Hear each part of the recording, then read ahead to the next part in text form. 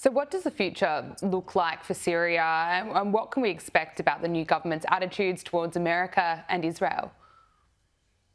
Well, so far, I think whatever we have seen, they have said very clearly, and of course, this is very early stages, that they're not going to pick a fight with anybody else. They're going to be focused on building the future for their own people, for Syria. Let's hold them to that. Let's move toward that direction. Let's eliminate all of the sources that may actually create chaos and instability in that country. And again, I come back to this point that the main source for potential instability in the future, whether it's Syria or other places, would be the Iranian regime. You know, the supreme leader of the regime, Khamenei, spoke today and talked about Syria. And he said, we will continue, even though, you know, he's been badly defeated, his own proxies that he invested so heavily have all been badly defeated. He said, we're going to continue on the same path. And that's why it's so important to hold the Iranian regime accountable for what they have done so far, for all the crimes that they have committed against the Syrian people. You have seen the prisons of Syria have been opened now by the people. And you have seen the level of torture and imprisonment and the cruelty and the killings that is just like unthinkable. And that's why we need to hold not only the Syrian dictator Bashar Assad accountable for it, but also those who were behind it.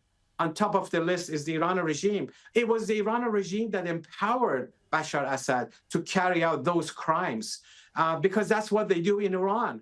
It's the Iranian regime that used its own experience of over the past several decades of killing people, torturing people, and turned that, teaching that to the Syrian dictator Bashar al-Assad to carry out such crimes. There was a massacre in Iran in 1988. As many as 30,000 political prisoners in a matter of few months were murdered there.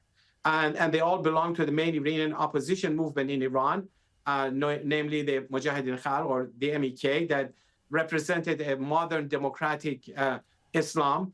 And those experience of those killings by the Iran regime were transformed and transferred to the Bashar Assad, and you see that cruelty. This is the time to hold not just Bashar Assad, but all the backers of him on top of it, the Iran regime, hold them accountable for the crimes that they have committed. They need to pay the price for all the terrorism that they have promoted over the years. Unfortunately, over the past years, the Iran regime has benefited from that terrorism. And they turned it into a very profitable business by getting concessions and money and resources from the other countries. That era is over, and we need to see accountability. Deputy Director of the Washington office of the National Council of Resistance of Iran, Alireza Jafarzadeh, thank you so much for joining us on Power Hour. Thank you. Thank you so much, Gabriella. Appreciate that.